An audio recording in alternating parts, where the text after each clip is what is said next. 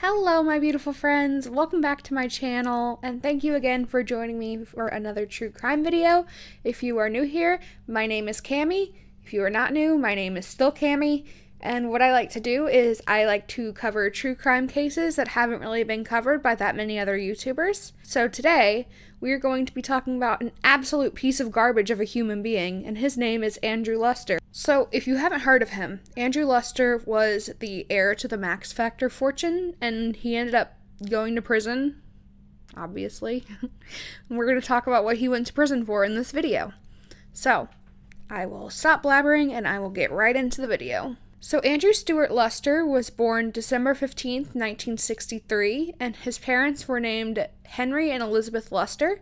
Henry was a psychiatrist, and Elizabeth was the daughter of a woman named Frida, and I'm not even going to begin to attempt to pronounce her last name because it's a Polish name, and I know I'm going to butcher it.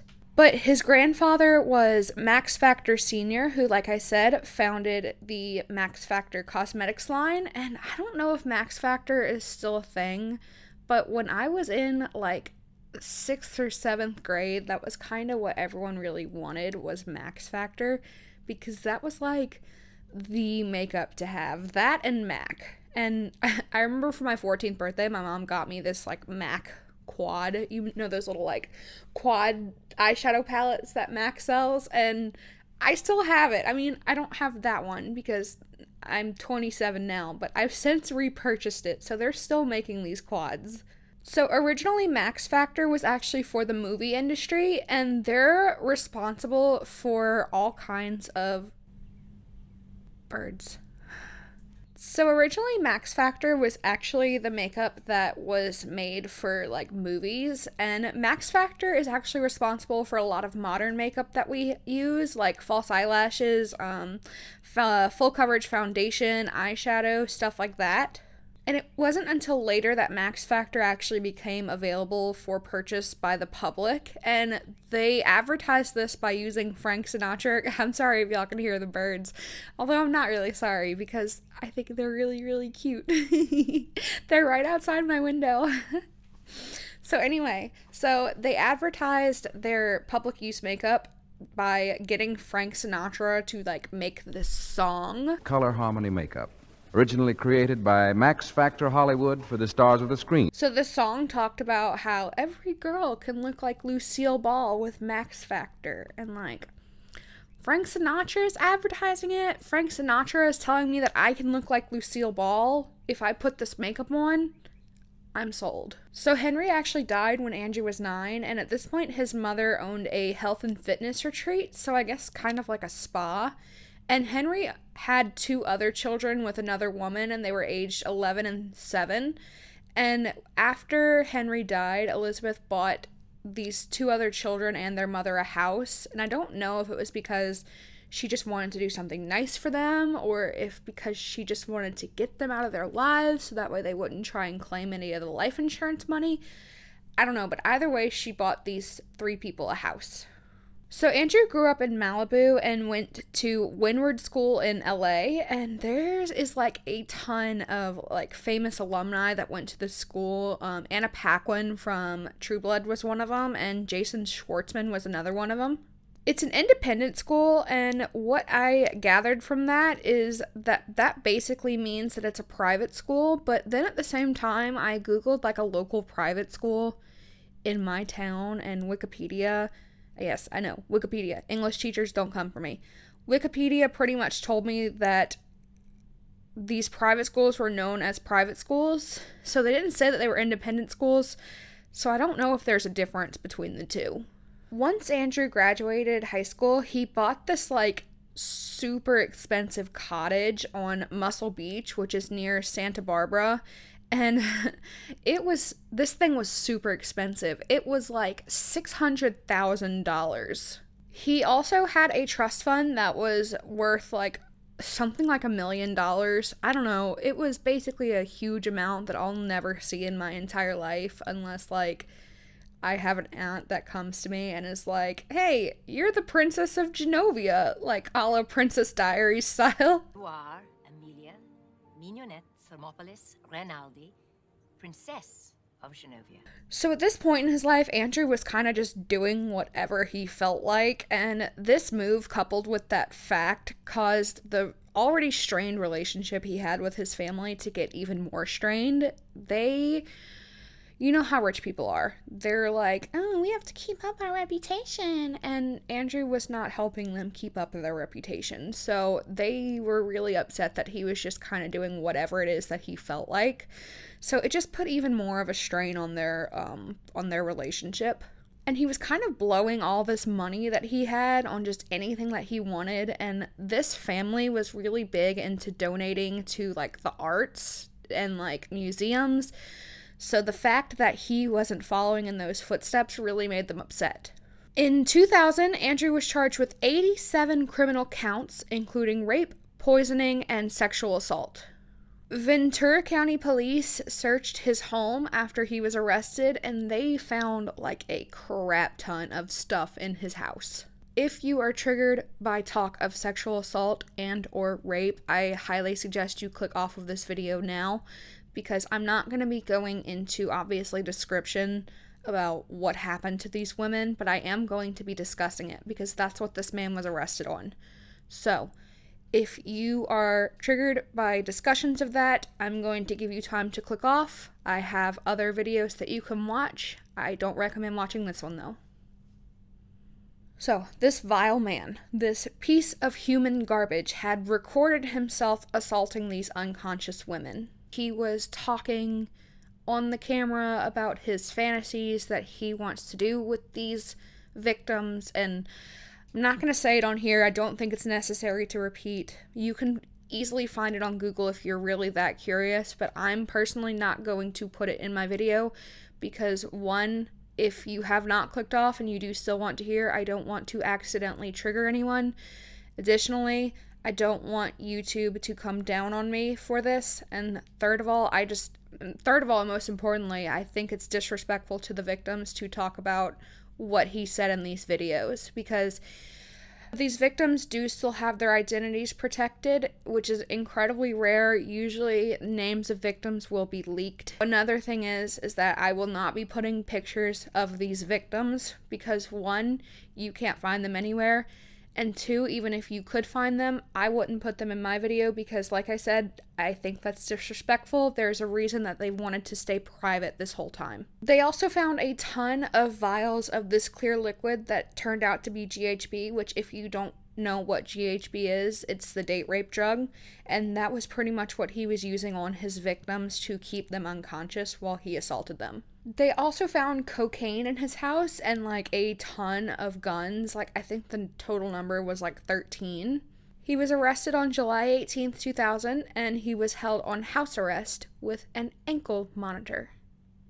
This is a side note. Why do we let rapists out on bail? I'm laughing because I can't believe it, but they let this guy serve out waiting for him to go to trial in this cushy beach house. I don't get it.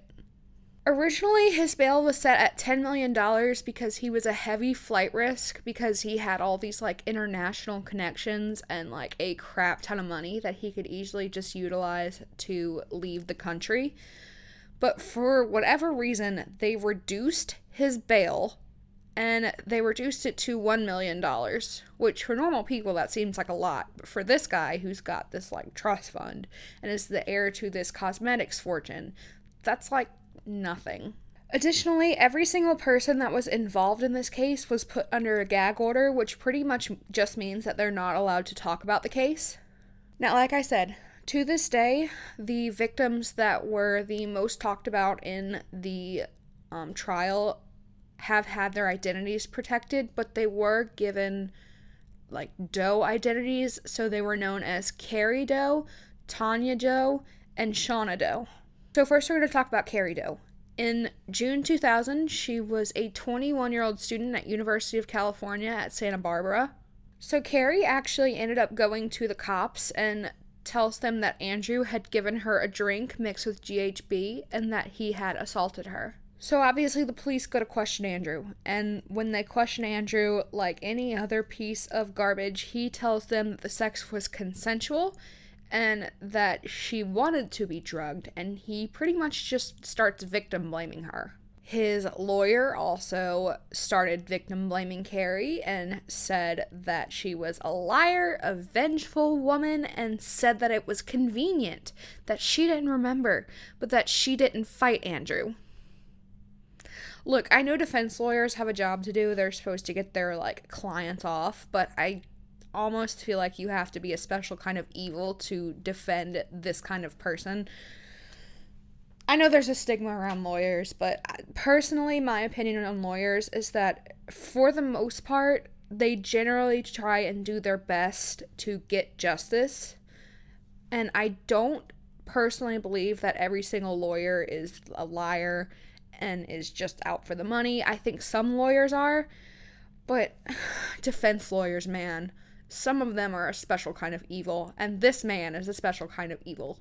So these tapes that they found in Andrew's home, there were at least 10 to 15 victims on these tapes, and Shauna Doe is actually the one where he talks about what fantasies he has with these unconscious women. This was actually the first time that Shauna had seen the tapes, and like I said, I'm not going to go into what was said on the tapes. I don't think it's necessary for the specifics of this case. You can find them on Google, but I'm just going to warn you, it will make you sick. I personally don't recommend it, but I know y'all are curious. Just don't say I didn't warn you, because it's disgusting. So Shauna was actually barely 18 when she first met Andrew, and she said that she did not give Andrew consent to have sex with her. The third victim, Tanya, was heard snoring on tape, and when police found her, she was living in Arizona. She was 23 when the tape was made, and she says that that particular encounter was not consensual, but she did say that she had allowed Andrew to give her GHB before and let him have sex with her before. So, of course, the defense took that and ran with it. And, okay, what we're not going to do in these comments is we're not going to victim blame. We're not going to go on there and say, oh, she let him do it before, so how do we know she didn't let him do it that time? Any comments that I see like that will be deleted, because I'm not here for victim blaming. We're not going to do that. Just because someone agrees to do something one particular time does not give them blanket consent. It does not give them consent to do it another time. Let's just get that very clear. Now, of course, Andrew said that this was all consensual, that the women all knew that they were being recorded, and that he wouldn't record a rape, and that he wouldn't leave evidence lying around, and that the police were trying to set him up, which, why would the police try and set you up, Andrew? Because you're a rich guy? I don't think so, because that just doesn't make any sense. So in 2003, he failed to appear in court to defend himself, and so he is arrested in 2000, and in 2003 is when his trial finally is set to start, and he did not show up so that he could defend himself. So Dog the Bounty Hunter is actually who ended up going to Puerto Vallarta, Mexico. I don't know if I'm saying that right. I think I am. So that's where Andrew is. That's where Dog ends up going, so that way he can arrest Andrew. But while he's in Mexico, he ends up getting arrested too. And while Andrew was handed over to the American authorities, Dog was held by Mexican police on counts of kidnapping, but it was later reduced to a misdemeanor. So Dog's defense was that he thought his actions were legal because he was working with the Mexican police when he went to go arrest Andrew, but the judge upheld it and refused to grant him bond. So when Dog was looking for Andrew, he actually consulted with a forensic expert who specialized in sex crimes that said that Andrew's tendency to lean towards passive unconscious victims indicated a necrophile tendency, which eventually could have led to murder. This guy. So get this. When Dog found Andrew, Andrew was staying at a $34 a night hotel that was right next to a police station. The balls on this guy. When Dog went to go arrest him, he and Andrew actually got into an altercation at a taco stand. I don't know why that's so funny to me. Imagine trying to buy tacos and there's just two dudes fighting each other. Can I please get a waffle? California Court of Appeal rejected Andrew's request for an appeal under the grounds that he was a fugitive.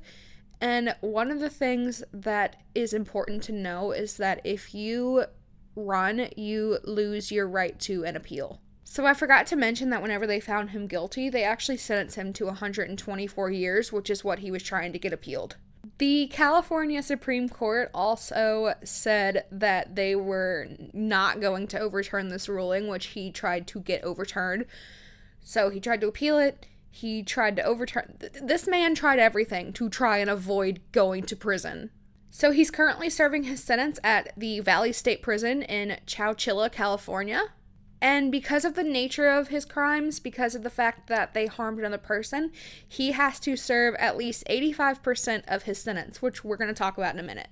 In late 2009, Andrew filed a petition for habeas corpus as the final possibility of having his case reviewed by another court on appeal. So basically what this means is that he thought his sentence was unlawful, so he wanted to have it overturned. Which 124 years for assaulting at least 10 to 15 women, I'd hardly call that unlawful or unjust. But I guess whenever you're a rapist, you think everything is unjust when you're trying to avoid accountability. Now, here's what kills me. That habeas corpus petition was granted in April 2012, and on March 11th, 2013, the Ventura County Superior Court vacated Andrew's 124-year sentence, but not his conviction. So basically they said that the sentence was unjust, but that he was still guilty. So they had to re-sentence him. And the reason that they vacated this sentence was based on the trial judge's failure to state specific reasons for imposing consecutive sentences. So they ordered a new sentencing hearing on April 4th, 2013. And on April 16th, 2013, Ventura County Superior Judge Catherine Stoltz reduced his sentence to 50 years, 48 years for the rapes, and 2 years for the drug-related charges. So if you ask me, I think that sentence is kind of too short, but I mean, I guess it's something, seeing as rapists usually don't get any prison time, especially rich white guys. Looking at you, Brock Turner. And again, Andrew's lawyers said that they're going to appeal it, so once again, this guy is still trying to avoid accountability for his actions. In 2016, opponents of California Proposition 57 released a brochure that said pretty much that Andrew could be released early due to the fact that this Proposition 57 does not clearly state what violent crimes are defined as. I had to Google exactly what this proposition means, and pretty much what it means is that non-violent offenders, if they had good behavior, they could get credit for time served. But like these opponents said, it does not classify what a violent crime is. In response to this, California Governor Jerry Brown told Fresno County Sheriff Margaret Mims that Andrew was originally sentenced to 124 years in prison and was a registered sex offender. And that because of this, he would not be getting out of prison. So it was pretty much meant to kind of put people's minds at ease, because everyone was kind of wondering that because of this proposition, does that mean that he was going to get out? So the governor just kind of wanted to make everyone, rest assured that he will not be getting out. So people were still a little bit confused. So later on, Brown's office stated, they released this clarification letter that pretty much said that since Andrew would have to register as a sex offender, that he will not be getting out for parole. He's not eligible for parole, even under Proposition 57. 2 of the victims brought civil suits against Andrew, and he was ordered to pay a total of $40 million against them, and he subsequently sold most of his property and declared bankruptcy, and one of these victims was Tanya Doe. And that's pretty much all the information I have on the Andrew Luster case. He's sitting in prison, even if it is only for 48 years. I think he should be in for longer, if I'm being honest, because 48 years for 15 victims, that's like less than 5 years per victim. I don't think that's nearly enough.